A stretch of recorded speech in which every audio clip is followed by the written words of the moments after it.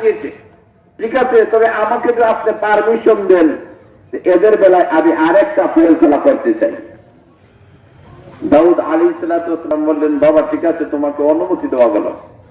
সুলাইমান আলাইহিসসালাম বললেন, এক কাজ করো। বলে কি? বলে বাচ্চাটাকে সামনে নাও আর একটা ছুরি নাও, বাচ্চাটাকে কেটে দ্বিখণ্ডিত করে দেওয়া হবে, একটা অংশ দেওয়া হবে বয়স্ক মেয়েকে, আরেকটা অংশ দেওয়া হবে কম বয়সী মেয়েকে। এই কথা শুনিয়া যে মহিলার বয়স কম ছিল, ওই মহিলাটা চোখ থেকে জড়জড়াইয়া পানি পাড়াইয়া কান্দন শুরু করে দিয়েছে। মহিলার কান্দন শুনে বাদশাহ সুলাইমান ডাক দিয়ে বলেন, ও মহিলা, কান্দার কারণটা কি? কেন তুমি বিলাপ করে কাঁদতেছ? মহিলা ডাক দিয়ে বলেন, ও সুলাইমান, বাচ্চার কোনো দরকার নাই, এই বাচ্চাটাকে আমার বোনের জন্য আমি দিয়ে দিলাম। বুড়ি, এতক্ষণ না বাচ্চার জন্য তুমি টুকরা কলা, এখন যখন আমি বলেছি 2টি টুকরা কলা হবে, তখনই তুমি অনাহাসে স্বাভাবিক ভাবে মেনে নিলা, কারণটা কি? অল্প বয়সা মহিলা ডাক দিয়ে বলে, আল্লাহর পয়গম্বর, সত্যিকার বলতে হলো এটা আমার সন্তান, আমার কলিজার টুকরার সন্তান। আমি মা দুনিয়াতে থাকা অবস্থায় আমার সামনে আমার সন্তানটা দ্বিখণ্ডিত হবে, এটা আমি কখনো বরদাস্ত করতে পারি না। আমি মা চাই না আমার সন্তান আমার সামনে দ্বিখণ্ডিত হয়ে যাক। আমার সন্তানটাকে আমি আমার বোনের জন্য দিয়ে দিলাম। আমি মা চাই আমার সন্তানটা যেন জীবিত থাকুক, অন্যের কাছে চলে যাক, অন্যকে মা ডাকুক, কোনো অসুবিধা নাই, অন্য পরিচয়ে বড় হক, আমার কোনো অসুবিধা নাই, কিন্তু আমার সন্তানরা হত্যা করা হবে, এটা আমি কখনো মেনে নিতে পারি না। এমনি সুলাইমান আলাইহিসসালাম ঘোষণা দিলেন, জানাইয়া দিলেন, শুনে নাও, সত্যিকার অর্থে এই বাচ্চার মা হলো এই মেয়েটা, আমার রায় হলো এই মেয়েটা এই বাচ্চা পাবে। দাউদ আলাইহিসসালাম বলেন, ওরে আমার কলিজার টুকরা সন্তান, তোমার কথা আমি মেনে নিলাম। এমন সুলাইমান নবী, যে নবীকে মহান আল্লাহ রাব্বুল আলামিন এমন ক্ষমতা দান করেছেন, আল্লাহ রাব্বুল আলামিন বাতাসকে ওনারে নিয়ন্ত্রণ করে দিয়েছেন, সেই সুলাইমান আলাইহিসসালাম তামাম পৃথিবীর বাদশা ডাক দিয়ে বলেন, রব্বুল আলামিন, আপনি মহান আল্লাহ, আমাকে একটা ক্ষমতা দেন। ক্ষমতা হলো তোমার মাখলুকাতকে আমি এক বেলা আমি তাদেরকে খাওয়াতে চাই। আল্লাহ বলেন, সুলাইমান, আমি গোলাম রাজ্জাক, তুমি পারবা না।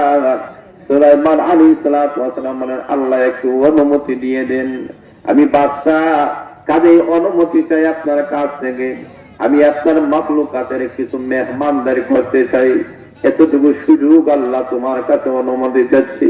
আল্লাহ বলেন, সুলাইমান, আমি মহান আল্লাহ তোমাকে পারমিশন দিলাম, অনুমতি দিলাম। সুলাইমান আলাইহিসসালাম যার অধীনে শুধুমাত্র মানুষ নয়, জিন জাতিরা সুলাইমান আলাইহিসসালামের তাবে ছিল। সেই সুলাইমান আলাইহিসসালাম যাকে মহান আল্লাহ রাব্বুল আলামিন পারমিশন দিয়েছেন, উনি শুরু করে দিয়েছেন, রান্না শুরু করে দিয়েছেন। 1 ডেক 2 ডেক নয়, 6 লক্ষ ডেক রান্না করে দিয়েছেন। যারা বলেন সুবহানাল্লাহ। 6 লক্ষ ডেক রান্না করার পরে উনি আল্লাহর মাখলুকাতদেরকে আহ্বান করলেন। আল্লাহ রাব্বুল আলামিন বলেন, তুমি মৎস্য থেকে শুরু করো, সাগরের মাছ থেকে তুমি খাবার শুরু করো। সাগরের মধ্যে যত মাছগুলো আছে তার মধ্যে সবচেয়ে নিম্নমানের যেই মাছ, এই মাছটা সাগরের কিনারার কাছে আসে যখন হা করেছে, হা করার সাথে সাথে তার মুখের মধ্যে একটা ডালা হলো, মুখ কাটে না, লোক কিনে না, দ্বিতীয়টা ডালা হলো, তৃতীয় ডালা হলো, এইভাবে 6 লক্ষ ডেক তার মুখের ভিতরে রাখা হলো। 6 লক্ষ ডেক রাখার পরে ওই মাছটা মুখ কেটে নিল আর ডাক দিয়ে বলে, আল্লাহর পয়গম্বর, আপনি শুধুমাত্র একটা লুকমা আমাকে খাওয়াইয়াছেন, আমার মহান আল্লাহ এইভাবে 3টা লুকমা আমাকে প্রতিদিন আল্লাহ খাওয়ায়। মাছ রাখি আমার, আমি মাছের মধ্যে থেকে ছোট মাছ প্রতিদিন আমার মহান আল্লাহ এইভাবে 6 লক্ষ, যদি 1 লুকমা হয় 2 লুকমায় 12 লক্ষ, 3 লুকমার 18 লক্ষ। জোরে বলেন ঠিক না বেঠি? আমার মহান আল্লাহ এইভাবে যদি আমাকে খাওয়াতে পারেন, আমার চেয়ে বড় মাছ যেটা আমার দ্বিগুণ খায়, আমার চেয়ে বড় যেটা এটা আরো দ্বিগুণ, তাহলে লক্ষ্য করে দেখেন এইভাবে যদি আল্লাহ রাব্বুল আলামিন মাখলুকাত গুলাকে খাওয়াতে পারেন। এই কথা শুনিয়া সুলাইমান আলাইহিস সালাতু ওয়াস সালাম বলেন, রব্বুল আলামিন ও আহকামুল হাকিমিন, আয় আল্লাহ, তোমার মাখলুকাতকে একসঙ্গে খাওয়ানো আমার পক্ষে সম্ভব নয়। আল্লাহ তুমি আহকামুল হাকিমিন, তোমার নাম রাজ্জাক।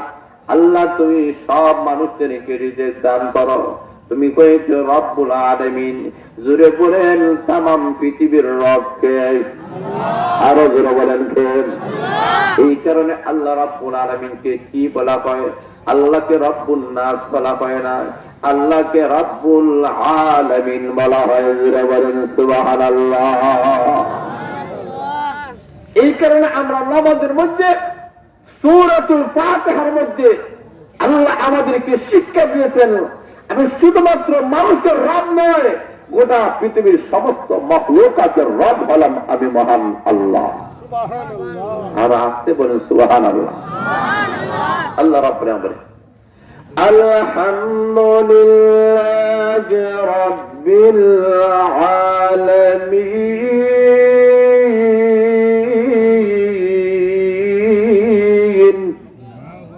আল্লাহ বলেন, ও দুনিয়ার মানুষেরা, সেই মহান আল্লাহর প্রশংসা করো, তিনি তামাম জগতের রব, তিনি হয়েছেন মহান আল্লাহ। জোরে বলেন সুবহানাল্লাহ। আল্লাহ রাব্বুল আলামিন বলেন, আমি মহান আল্লাহ সর্বময় ক্ষমতার মালিক। ও দুনিয়ার মানুষেরা, তোমরা যদি দুনিয়া এবং আখিরাতের সফলতা হাসিল করতে চাও, তুমি 1 নম্বর গুণ হলো, আল্লাহ বলেছেন ওয়ামান ইউতিল্লাহ, যারা আল্লাহর আনুগত্য করবে। জোরে সুরে বলেন, কার আনুগত্য করবে? আরো জোরে বলেন না, কার? আল্লাহ বলেন 1 নম্বর হলো আমি আল্লাহর আনুগত্য করা। আল্লাহর আনুগত্য করার মানে হলো আল্লাহর হুকুম মেনে নেওয়া। জোরে বলেন ঠিক না ঠিক? আল্লাহর আনুগত্য করার মানে হলো আল্লাহ 30 পারা কোরআন আমাদের কাছে আমানত রেখেছেন। এই 30 পারা কোরআন থেকে যারা হেফাজত করবে, এরা যেন আল্লাহকে মেনে নিল, আল্লাহকে মেনলো। আর 30 পারা কোরআনকে যারা মানে না, এরা বোঝা গেল আল্লাহকে মানে না। আরো যারা বলেন ঠিক না ঠিক? এই কারণে আল্লাহ বলেন, সৃষ্টি করেছে আমি আল্লাহ, আমি আল্লাহর গোলামি করো। আল্লাহর গোলামি করতে গিয়া যদি তোমাকে বিভিন্ন বিপদ আপদ আসে, আল্লাহ যতই জ্বর তোমার আসুক না কেন, বান্দা আল্লাহর গোলামি করবে। আল্লাহ রাব্বুল আলামিন বলেন যে আজকে আমাদের অবস্থা এমন হয়ে গেল যে আল্লাহ রাব্বুল আলামিনকে আমরা ভয় করি না, আল্লাহকে আমরা চাই না। একটু জিকির করেন, লা ইলাহা ইল্লাল্লাহ, লা ইলাহা ইল্লাল্লাহ, লা ইলাহা ইল্লাল্লাহ,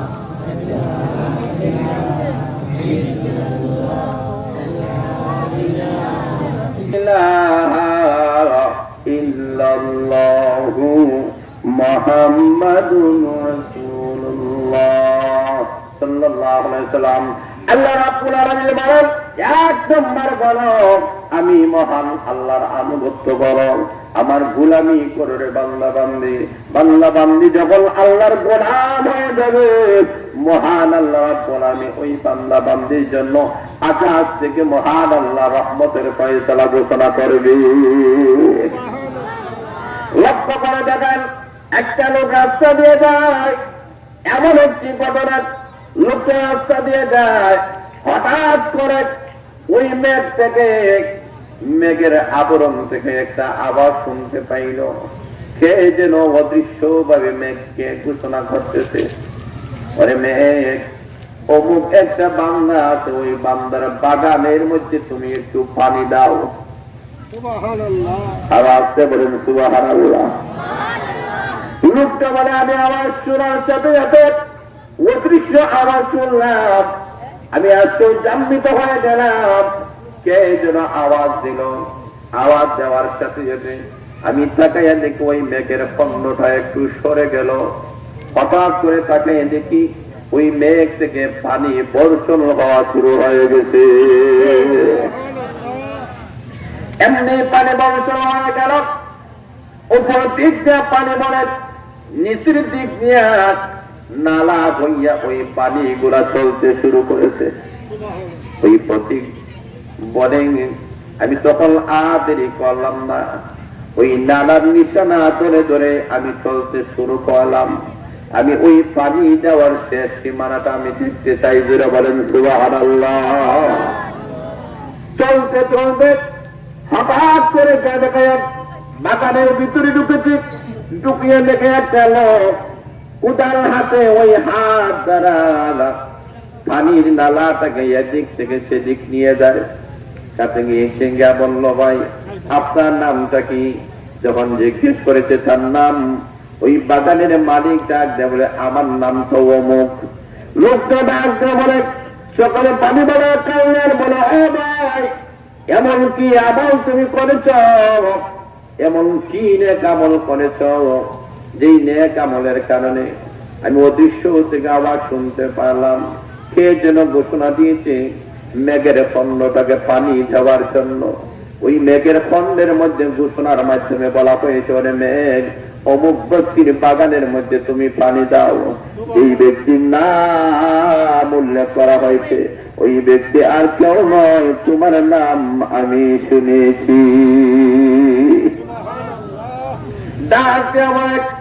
ওরে আল্লাহর বান্দা, তোমার বাগানের মধ্যে পানি বর্ষণ হয়ে গেল, এমন কি নেক আমল তুমি করেছ আমাকে বল মালিক। বাগানের মালিক ডাক দিয়ে বলে, অপ্রতীক, এমন কোন নেক আমল আমি করি নাই, উল্লেখযোগ্য কোন নেক আমল নাই। তবে একটা নেক আমলের কথা আপনার কাছে বলতে পারি। আবার এই বাগান থেকে যে ফসলগুলা হয়, এই ফসলগুলাকে আমি 3 ভাগ করি। একটা ভাগ আমার পরিবার পরিজনের পিছনে আমি খরচ করি, আরেকটা অংশ এই বাগানের উন্নতির জন্য আমি খরচ করি, আর আরেকটা অংশ মহান আল্লাহর রাস্তায় আমি দান করে দেই। ওই প্রতীকটা কেমন আমি বুঝতে পেরেছি, আর বলা লাগবে না। যে অংশটা তুমি মহান আল্লাহর ভালোবাসায়, আল্লাহর রাস্তায় তুমি সদকা করো, দান করো, ওই দান খয়রাত করার কারণে মহান আল্লাহ রাব্বুল আলামিন তোমাকে অদৃশ্যভাবে সাহায্য করে যাইতেছে। এগুলার মালিক কে? জোরে বলে রাখে। এই কারণে আল্লাহ বলেন, আমার গোলামি যদি করো, আমার আনুগত্য যদি করো, তাহলে তোমরা দুনিয়াতেও শান্তি পাইবা, আখিরাতেও শান্তি পাইবা। বাগানে পানির জন্য দুনিয়ার কোন মানুষের কাছে বলা লাগবে না, আমি আল্লাহ কুদরতি ভাবে তোমার বাগানে পানির ব্যবস্থা করে দেবো। জোরে বলেন সুবহানাল্লাহ। যাদের সম্পদ থেকে আল্লাহর রাস্তায় দান করা হয়, এদের সম্পদ কমে না বাড়ে, আরো কমে না বাড়ে। সদকা করা, দান খয়রাত করার হুকুম আল্লাহ করছেন কিনা? জোরে বলেন করছেন না? আরো করছেন কিনা? আল্লাহ বলে দান খয়রাত করুন, সম্পদ কমবে না, সম্পদ বাড়বে। দান খয়রাত করলে আল্লাহ রাব্বুল আলামিন এমন ভাবে আপনাকে সহযোগিতা করবেন যে মৃত্যু থেকেই আল্লাহ তোমাকে হেফাজত করবে। আর আজকে বলেন সুবহানাল্লাহ। আল্লাহ রাসূল বলে, কঠিন বিপদ যদি তোমার সামনে আসতে চায়, সদকা করো, দান খয়রাত করো। দান খয়রাত করলে বালা মুসিবত কত দূর হয়ে যাবে। জোরে বলেন সুবহানাল্লাহ। ঈসা আলাইহিস সালাতু ওয়াস সালামের জামানার মধ্যে কিছু সংখ্যক উম্মতরা কে বলে আল্লাহর পয়গম্বর, ওই যে লোকটা দেখেন না, লোকটা দুপা, আমাদের কাপড়গুলা প্রতিদিন দইয়া দেন, কিন্তু আমাদের কাপড়গুলা নষ্ট করি না। মানুষটা ভালো না, কাপড়গুলা তার কাছে দেই আর সে ধইয়া সবগুলো নষ্ট করে দিলেন। আপনি একটু আল্লাহর কাছে দোয়া করেন, আল্লাহ যেন ওরে মৃত্যু দিলেন, একটু বোধ করেন মৃত্যু হয়ে যায়। ঈসা আলাইহিস সালাতু ওয়াস সালাম আশ্চর্যান্বিত হয়ে গেলেন যে আমার উম্মতের মধ্যে এত দুষ্ট লোক থাকতে পারে, এটা তো হতে পারে না। কারণ ইসলামের একটা বিধান হলো আপনার দ্বারা যেন কেউ কোনো কষ্ট না পায়, যেটা বলে ঠিক না বেঠি। আপনার কথার দ্বারা, আপনার কাজের দ্বারা, আপনার ব্যবহারের দ্বারা কেউ যদি কষ্ট পায়, সে প্রকৃত মুসলমান হতে পারে। আরো যেটা বলেন মান সালিমাল মুসলিমুনা মিন লিসানিহি ওয়া ইয়াদিহি, প্রকৃত মুসলমান যদি হতে হয় তো তোমার জবানের দ্বারা, তোমার হাত দ্বারা যেন কেউ কষ্ট না পায়, সব যেন তোমার কথার মাধ্যমে, হাতের মাধ্যমে সব মানুষ যেন নিরাপদ থাকে। জোরে বলেন সুবহানাল্লাহ। আল্লাহর পয়গম্বর ঈসা আলাইহিস সালাম হাত তুলে দরখাস্ত করেছেন, রব্বুল আলামিন ওই দুফাটাকে আল্লাহ তুমি মেরে ফেলো। মানুষকে কষ্ট দেয়, মানুষকে দুঃখ দেয়, মানুষকে আঘাত করে হতে পারে না। আল্লাহ রাব্বুল আলামিন তার পয়গম্বরের দোয়া কবুল মঞ্জুর করে নিয়েছেন। নবীরা যে দোয়া করে এই দোয়াটা আল্লাহর দরবারে কবুল কিনা? আরে জোরে বলেন। আল্লাহ রাব্বুল আলামিন তার দরখাস্ত কবুল মঞ্জুর করে মহান আল্লাহ ওই তুফার গাছটির ভিতরে মহান আল্লাহ রাব্বুল আলামিন একটা বিষাক্ত সর্প আল্লাহ ঢুকাইয়া দিয়েছেন। তুফাটা ওই গাছটিটা খুলবে আর সর্বদা মুখ বাকির করে তাকে দংশন করে ফেলবে। লোকটা জনমের মতো দুনিয়া থেকে চলে যাবে, আর কাউকে কষ্ট দিবে না। দুফা গাছটি নিয়ে রওনা করেছে, নদীর কিনারার কাছে গিয়েছে। গাছটিটা খুলবে, এমনি লক্ষ্য করে দেখেন উপর থেকে খেয়ে যেন একজন আল্লাহর ওলি ডাক দিয়ে বলেন, ও ভাই আমি ক্ষুধার্ত, আমি অনেকদিন হয়ে গেল আমি খানা খাই না, তোমার কাছে কোনো খাবার আসেনি? দুফা বলে, আমার সঙ্গে খাবারের জন্য 3টা রুটি আছে, একটা রুটি দিলে তো কোনো অসুবিধা হবে না। একটা রুটি আল্লাহর ওলিকে দিয়ে দিল, সদকা করে দিল, হাদিয়া দিয়ে দিল। একটা রুটি যখন দিয়ে দিয়েছে, এমনি লক্ষ্য করে দেবেন আল্লাহর ওলি রুটিটা খেয়ে বলেন, আমার পেটের 3 ভাগের 1 ভাগ ভরে গেছে। ও ভাই আরেকটা রুটি যদি দিতে তাহলে একটু ভালো হতো, যাও আরেকটা দিয়ে দিলাম। ওই আল্লাহর ওলি বলেন, আমার পেটের 3 ভাগের 2 ভাগ ভরে গেল। এবার আল্লাহর ওলি বলেন, আমাকে তুমি আরেকটা রুটি দিতে ভাই। এবার দুফা আরেকটা রুটি দিয়ে দিল। জুড়ে বলেন রুটি দিয়েছে কয়টা? আরো জোরে বলেন 3টা রুটি দিয়েছে। আল্লাহ রাব্বুল আলামিন মহান আল্লাহর কেমন কারিশমা লক্ষ্য করে দেখেন, দান খয়রাত করলে কেমন বালা মুসিবত দূর হয়ে যায়। এখন লোকটা গাছটি কোণে কাপড় গুলা দৌড় করে সবগুলা নিয়ে বাড়িতে আসলো। উম্মতেরা ডাক দিয়ে বলে, ঈসা পয়গম্বর আপনারা দোয়া করেছেন ওই লোকটাকে আল্লাহ মেরে ফেলার জন্য, লোকটা তো মরে নাই, সুস্থ অবস্থায় চলে আসলো, ব্যাপারটাকে আমরা বুঝলাম না। আল্লাহর ওলি বলেন, না এটা হতে পারে না। কাছে গেলেন, তার গাছটিটা খুললেন, খুলে দেখলেন একটা বিষাক্ত সাপ অপেক্ষমান আছে। আল্লাহর ওলি আল্লাহর পয়গম্বর ঈসা আলাইহিস সালাতু ওয়াস সালাম সাপটাকে জিজ্ঞেস করলেন, ওরে সাপ কি বলো, তুমি তাকে দংশন করলা না কেন? মহান আল্লাহ সাপের জবান আল্লাহ করে দিয়েছে। জোরে বলেন সুবহানাল্লাহ।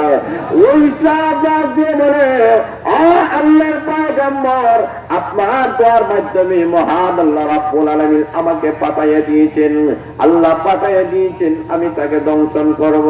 আমি যখন অপেক্ষায় ছিলাম মুখটা খুলবে আর আমি মুখ বাহির করে তাকে দংশন করব। এমন তো অবস্থায় ওই বান্দাটা যখন আল্লাহর রাস্তায় দান করে দিছে একটা রুটি, এরপরে আরেকটা, এরপরে আরেকটা, আবার মহান আল্লাহ ততক্ষণ আরেকজন ফিরিস্তা পাঠিয়ে দিয়েছেন। ওই ফিরিস্তা সে বলে, আমি তোর মুখে লাগাইয়া দিলাম রে সাপ, কখনো এই বান্দাকে ধ্বংস করবা না। আল্লাহ পয়গম্বর আপনার আল্লাহ দরবারে কবুল হয়েছে। আর ওই বান্দাটা আল্লাহ রাস্তায় সদকা করার কারণে মহান আল্লাহ রাব্বুল আলামিন খুশি হয়ে গেছেন। আল্লাহ রাব্বুল আলামিন বলেন, আমার নবীনা বলেছেন, যারা আল্লাহর রাস্তায় দান খয়রাত করে মহান আল্লাহ তাকে বালা মুসিবতগুলো আল্লাহ দূর করে দেয়। এই বান্দা আল্লাহর রাস্তায় দান করবে আর তার উপরে মুসিবত আসবে, এটা কখনো হতে পারে না। এই কারণে এই দান খয়রাত করার কারণে আমি মহান আল্লাহ তাকে হেফাজত করে নিরাপদের সাথে বাড়ি পর্যন্ত পৌঁছাইয়া দিয়েছি।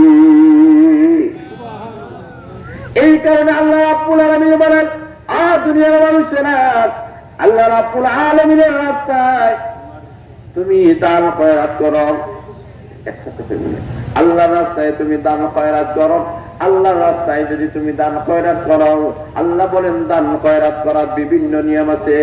একটাকে মহান আল্লাহ ফরজ করে দিয়েছেন, জোরে বলেন ঠিক না বেঠিক? এটা হলো যাকাত। যাকাত দেওয়া আল্লাহ ফরজ করে দিয়েছেন। আল্লাহর বিধানগুলোকে বিভিন্ন ভাবে বিভক্ত করা যায়। আল্লাহর হুকুমগুলো বিভিন্ন রকম। আল্লাহর কোন হুকুম আছে ফরজ, আল্লাহর কোন হুকুম আছে ওয়াজিব, আল্লাহর কোন হুকুম আছে সুন্নত মুআক্কাদা, আল্লাহর কোন হুকুম আছে সুন্নত জায়েদায়, আল্লাহর কোন হুকুম আছে মুস্তাহাব। যেটা বলে ঠিক না বেঠিক? সকল হুকুম কিন্তু একরকম নাই। আল্লাহ রাব্বুল আলামিন এক নম্বর আল্লাহ বলেন, ওয়া মান ইউতিল্লাহ, যারা আল্লাহর আনুগত্য করবে। আল্লাহর আনুগত্য করার মানে হলো আল্লাহর হুকুম মেনে নাও। আল্লাহ রাব্বুল আলামিন 30 পারা কোরআন যে আমাদের প্রতি আল্লাহ নাযিল করেছেন, এই 30 পারা কোরআন থেকে তুমি মেনে নাও। 30 পারা কোরআন অনুযায়ী তোমার জীবন পরিচালনা করো। আল্লাহ রাব্বুল আলামিন দুনিয়া এবং আখিরাতে তোমার সম্মান মর্যাদা আল্লাহ বাড়াইয়া দিবে। জোরে সুরে বলেন সুবহানাল্লাহ। আল্লাহ রাব্বুল আলামিন ওই যে 30 পারা কোরআন মহান আল্লাহ দান করেছেন, ওই কোরআনের এতই দাম, এতই পাওয়ার, এতই সম্মান। এই মাদ্রাসার মধ্যে যে কোরআন শিক্ষা দেওয়া হয়, এই কোরআনটা কার কালাম? আরো জোরে বলেন কার? আল্লাহ রাব্বুল আলামিন বলেন, লক্ষ্য করে দেখুন, এমন একটি ঘটনা আপনাদের সামনে তুলে ধরে। ভারতে একজন বড় আলিম ছিলেন। ওই আলিম ডাক দিয়া বলেন, আমার কাছে এমন একটা কিতাব আছে, যেই বই আছে, এমন একটা বই আছে যেই বইয়ের মধ্যে আল্লাহর কথা আছে। জোরে বলেন কার কথা? আরো জোরে বলেন। এমন একটা বই আমার কাছে আছে যেই বইয়ের মধ্যে আল্লাহর কথা আছে।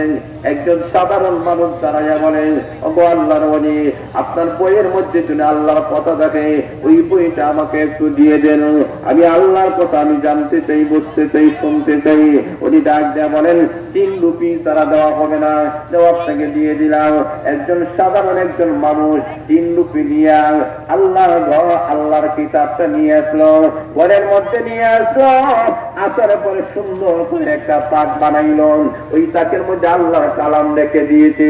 জোরে সুরে বলেন সুবহানাল্লাহ। আল্লাহর কালাম রেখে দিয়েছে। গরিব মানুষ দিনের বেলায় সারাদিন কাম কাজ করে, রাত্রি বেলায় ওই আল্লাহর কালাম বাহির করে ওযু করে, ওই কালো রেখা কালো অক্ষর গুলার মধ্যে আঙ্গুল নাড়ায় আর বলে, এটা আমার মৌলার কালাম, এটা আমার মৌলার কালাম, এটা আমার মহান আল্লাহর কালাম। জোরে বলেন আল্লাহু আকবার। লোকটা বলে, এটা মহান আল্লাহর কালাম। সব থেকে জোরে পানি পালায় আর আফসোস করা পুরাণমিন। আয় আল্লাহ, তোমার এই কালামের মধ্যে তুমি কত না কথা বলেছ। আল্লাহ, জান্নাতের কথা তুমি বলেছ, জাহান্নামের কথা তুমি বলেছ, তোমার কুদরতের কথা তুমি বলেছ, তোমার নিয়ামতের কথা তুমি বলেছ। রব্বুল আলামিন, আমি জানি না কোন আয়াতের মধ্যে তুমি জান্নাতের কথা বলেছ, আমি জানি না কোন আয়াতে জাহান্নামের কথা বলেছ, আমি জানি না কোন আয়াতের মধ্যে আখিরাতের কথা বলেছ, আমি জানি না। আল্লাহ, আমি জানি না, আমি নাদান, আমি গরিব মানুষ, আমি লেখাপড়া জানি না। এমন তৌফিক নাই কোন মাদ্রাসার মধ্যে ভর্তি হয়ে আমি জানবো। লোকটা বড় আফসোস করতেছে, আরে আমার কাছে তো কোনো আলিম নাই, উলামা একরাম নাই, আমার কাছে কোনো মসজিদ নেই, আমার কাছে আছে কোনো মাদ্রাসা নাই, আমি কার কাছ থেকে আল্লাহর কালামের মর্মটা জানবো? সব থেকে জোরে জোরে পানি মালায় আর এমন ভাবে চোখের পানি ফলাইয়া কান্দে। লোকটা কিছুদিন পরে বিবাহ করেছে। বিবাহের পরে একটা মেয়ে সন্তান জন্মগ্রহণ করেছে, ওই মেয়ে একটু উপযুক্ত যৌবন হয়ে গেল, ওই মেয়ের মাটা দুনিয়া থেকে চলে গেল, লোকটা বড় নিঃস্ব হয়ে গেল, স্ত্রী নাই, মেয়েটাকে নিয়ে লোকটা দিনাতি পাঠ করতেছে, দিনের বেলায় রোজি রোজগার করে, রাত্রিবেলা আল্লাহ কালাম বাহি করে এইভাবে কান্নাকাটি করে। এই অবস্থা, এই দৃশ্যটা তার মেয়ে দেখতেছে। জোরে বলেন ঠিক না ঠিক? কিছুদিন যে তারা যেতেন, এই বাবা রাত্রে চোখের পানি পড়াইয়া কান্দে, কান্দতে কান্দে একদিন বাবা এই দুনিয়া থেকে চিরকালের জন্য চলে গেছে, ইন্তেকাল হয়ে গেছে। যার একটা মাত্র মেয়ে, এই মেয়েকে রেখে দিয়ে বাবা দুনিয়া থেকে চলে যায়। এখন মেয়েটা এতিম হয়ে গেছে। এতদিন পর্যন্ত আমার বাবা ছিল, এখন বাবা নাই, আমি কাকে বাবা বলে আমি ডাক দিব? দুনিয়াতে আসার পরে আমি মা দিকি নেই, আমি কাকে মা বলে ডাক দিব? আমার তো কেউ নাই। মেয়েটা চোখের পানি পালায়া কান্দে। ওই দিক দিয়ে লোকটা যখন মারা গেল, ওই লোকটাকে কাপড় পরানো হবে, নামাজ পড়ায় কাপড় করা হবে, এমন একটা লোক এলাকার মধ্যে নাই যেই লোকটা কাপড়ের কাপড় পরাবে, যেই লোকটা জানাজার নামাজ পড়াবে, যেই লোকটা ওই লোকটাকে কবরে রেখে দাফন করবে, এমন কোন লোক এই এলাকার মধ্যে নাই। কিন্তু আমাদের কত ভাগ্য, আমাদের আছে একজন মারা গেলে, বাবা মারা গেলে এই মাদ্রাসা থেকে, এই সমস্ত মাদ্রাসাগুলা থেকে এমন ছেলেরা তৈরি হইতেছে, যেই ছেলেরা বাবার জানাজার নামাজ পড়াইয়া দিতে পারবে। কথা বলে ঠিক যাবে, আর ওরা বলে ঠিক যাবে ঠিক। নিজের ছেলে যদি না থাকে তাহলে ভাই আছে, ভাই না থাকলে চাচা আছে, চাচা না থাকলে দাদা আছে, যে কোনো একজনে জানাজার নামাজ পড়াই দিতে পারে। কিন্তু ওই এলাকার মধ্যে, আপনার এলাকার মধ্যে একজন আলিম নাই, আত্মীয় স্বজনের কেউ নাই, একমাত্র মেয়ে চোখের পানি পালায় কান্দে, অতুল আলিম, আমার তো আর ভাই নাই, আমার আত্মীয় স্বজনের কেউ নাই, আমার বাবাকে মারা গেল, কে কাপড়ের কাপড় করাবে, কে তার জানাজার নামাজের ইমামতি করবে, কে তাকে খবরে রাখবে? কারণ কাপড়ের কাপড় করানোর নিয়ম আছে কি নাই? কথা বলে আছে কি নাই? জানাজার নামাজ পড়ানোর নিয়ম আছে কি নাই? জোরে বলে আছে কি নাই? দাফন করার নিয়ম আছে। এই সমস্ত শিক্ষাগুলা এই মাদ্রাসাগুলা থেকে তৈরি করা হয়। জোরে বলে ঠিক না ঠিক? একটা মেয়ে যখন মারা যাবে, এই মেয়েটাকে কিভাবে আরেকটা মেয়ে গোসল দেওয়াবে, কিভাবে কাপড়ের কাপড় পরাবে, এইগুলো এই মাদ্রাসা থেকে মেয়েদেরকে শিক্ষা দেওয়া হয়। আর জোরে বলে ঠিক না ঠিক? এখন বাবা মারা গেছে, কে তার জানাজার নামাজ পড়াবে? লক্ষ্য করে দেখেন, এলাকার কিছু সংখ্যক মানুষ এলাকার একত্রিত হইয়া তাকে কোন রকম গোসল করালো, কাপড়ের কাপড় করালো, এবং এতটুকু পর্যন্ত তারা করছে। কিন্তু জানাজার নামাজ পড়ানোর নিয়ম কানুন তো কারো জানা নাই, সূরা কেরাত কারো জানা নাই। এখন জানাজার নামাজ পড়া কিভাবে দাফন করবে? যার কারণে এলাকার মানুষরা ঐক্যবদ্ধ হইয়া ওই লাশটাকে রাস্তার কিনারার কাছে লইয়া গেছে, যে এই রাস্তা দিয়া এমন কোন আল্লাহওয়ালা এবং কোন আলিম ওলামা যে চলাচল করে, তার মাধ্যমে যেন জানাজার নামাজটা পড়াইয়া নিতে পারে।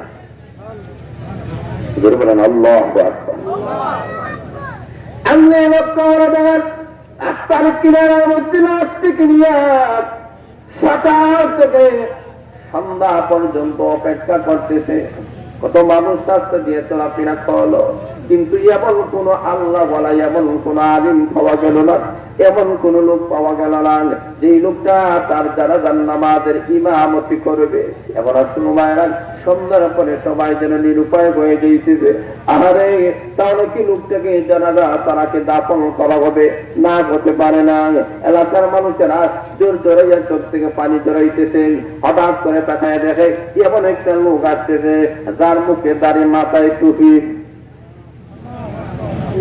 আর আসতে বলে আরো জোরে বলেন, মাথায় টুপি আর মুখে দাঁড়িয়ে থাকলে বোঝা যায় উনি একজন আলিম হবে। জোরে বলেন ঠিক আছে, উনি একজন দিনদার হবে। জোরে বলেন না সুবহানাল্লাহ।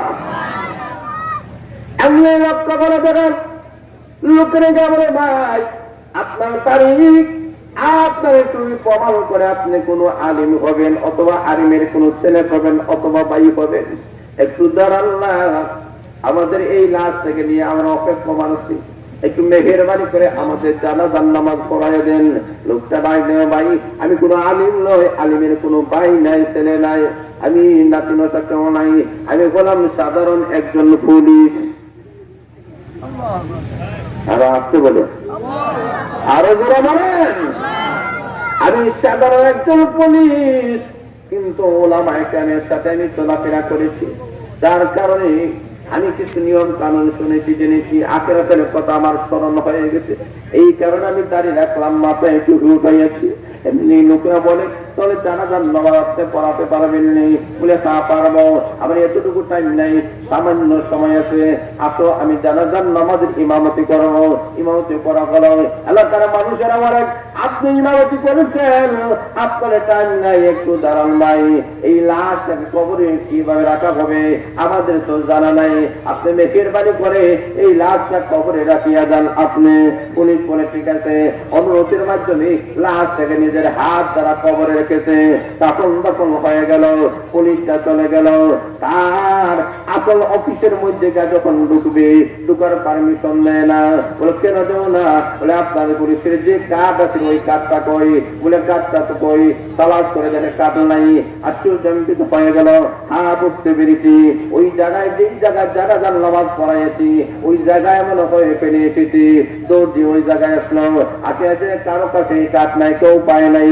এমনি লোকটা বলে আমার মনে হয় আমি যে কবরে নেমে আমি লাশটা রেখেছিলাম, আমার মনে হয় কবরের ভিতরে এই কার্ডটা পড়ে গেছে। বলছে না, একটু সুযোগ দিয়ে দাও, আমি ওই কবরটা খনন করে আমার কার্ডটা নিয়ে আসবো, নতুবা আমার চাকরি চলে যাবে, আমার ফ্যামিলির মানুষরা উপবাস থাকবে। সবাই অনুমতি দিয়ে দিল, কবর খনন করা হলো। এই মুহূর্তে কবর খনন করা হয়েছে, এমনি লোকটা তাকাইয়া দেখে, এমনি লোকের নাকের মধ্যে একটা সুঘ্রাণ আসতেছে। লোকটা চিৎকার দিয়ে বলে, মুস্কি হাসি দিয়ে বলতেছে, আমার আর কাঠ লাগবে না রে, আমার আর চাকরি লাগবে না, আমি আর দুনিয়া চাই না। আমার জিন্দিগিতে কত পারফিউম ব্যবহার করলাম, কত হাতের সেন্ট ব্যবহার করেছি, কিন্তু এত সুন্দর সুঘ্রাণ আমি জিন্দিগিতে কোনোদিন অনুভব করি না। এই কবর থেকে এমন একটি সুঘ্রাণ আসতেছে, আমি বুঝতে পেরেছি এই লোকটা সাধারণ কোনো মানুষ নাই, এই লোকটা বড় আল্লাহওয়ালা হবে। এলাকার মানুষেরা বলে নাই, এই লোকটা এমন কোন আল্লাহওয়ালা নাই, সাধারণ একজন গরিব মানুষ, এমন কোন আমল আমরা তার কাছে পাই নাই, দেখি নাই, না আমি বিশ্বাস করি না। তাহলে বলো তার ফ্যামিলির মধ্যে কে আছে? বলে তার একমাত্র কলিজার টুকরা একটা মেয়ে আছে। লোকটা চলে গেল তার মেয়ের কাছে, পর্দার আড়াল থেকে জিজ্ঞেস করে, মা আমার তোমার বাবার এমন কি আমল যে আমলের কারণে আমার তোমার বাবার কবর থেকে একটা সুঘ্রাণ আসতেছে, আমাকে একটু জানাও, তোমার এমন কি আমল তোমার বাবা করেছেন? মেয়ে ডাক দিয়ে বলে, ও পুলিশ, আমার বাবার এমন কোন উল্লেখযোগ্য কোন আমল নাই যে আমলের কথা আমি জানি বুঝি, এমন কোন উল্লেখযোগ্য আমল নাই। অনেক সময় দেখা যায় কবর থেকে এইরকম সুঘ্রাণ বাইর হয়। যারা বলেন ঠিক না বেঠিক? আরো যারা বলেন ঠিক না বেঠিক? এমন লোককে তোলে আমার নাকের মধ্যে এমন একটি সুঘ্রাণ আসলো, আমি কল্পনা করি নাই এত মজার একটা সুঘ্রাণ আসলো। কোন আমল করেছেন? মেয়ে ডাক দিয়ে বলেন, আমার বাবার একটা আমলের কথা আমি জানি। আমার বাবা সারাদিন কাম কাজ করে বাড়িতে আসে, ক্লান্ত শ্রান্ত হয়ে বাবা সন্ধ্যাবেলায় নামাজ করে ঘুমাইয়া যায়। শেষ রজনীতে আমার বাবা আর ঘুমায় না, ঘুম থেকে উঠে আমার বাবা ওযু করে ওই তার থেকে নিয়ে আল্লাহর কালাম মাজির করে কালো রেখাগুলোর উপরে আঙ্গুল আটায়, আর এটা আমার মৌলার কালাম, এটা আমার মৌলার কালাম, এটা আমার মহান আল্লাহর কালাম। চোখের পানি পালাইয়া কান্দে। আমার মনে হয় এই আমলটার কারণে মনে করে আল্লাহ আমার বাবার মর্যাদা বাড়াই দিয়েছেন। পুলিশটা দিয়ে বলে, আমার আমি বুঝতে পেরেছি তোমার বাবা এই কারণে এই কোরআনের প্রতি সম্মান মর্যাদা দেখানোর কারণে আমার মনে হয় তোমার বাবার গুনাহ আল্লাহ মাফ করে দিয়েছেন, তোমার বাবার কবর থেকে সুঘ্রাণ আসতেছে। এমনি লোকটা লাগবে বলেন, এলাকার মানুষদেরকে বলে, ওই এলাকার মানুষেরা আমি আর দেখতে করতে চাই না। এই লোকটা কোরআন পড়তে জানে না, কিন্তু আঙ্গুল গুলো আটানোর কারণে তার কবর থেকে যদি এমন সুঘ্রাণ বাইরে হয়, আজকে যদি আমি ওই কালাম তেলাওয়াত করি, ওই কালামের অর্থ জানি, ওই কালামের ব্যাখ্যা বিশ্লেষণ যদি জানতে পারি, তাহলে আমারও দুনিয়া এবং আখিরাতের জীবন উজ্জ্বল হয়ে যাবে। পুলিশ ডাকতে বলে আমি আর দেরি করতে চাই না, আমি পুলিশের চাকরি চাই না, এই মুহূর্তে আমি আল্লাহওয়ালা হয়ে দিতে চাই, এই মুহূর্তে আমি কোরআনওয়ালা হয়ে দিতে চাই। জোরে বলে সুবহানাল্লাহ। পুলিশটার সাথে সাথে কোরআনওয়ালা হয়ে গেল। শুধু একটা কোরআনের সাথে একটা মানুষের এইরকম একটা সম্পর্ক থাকার কারণে এই মানুষটার খবরে যদি এমন একটা শান্তি হয়, তো এই মাদ্রাসার মধ্যে কোরআন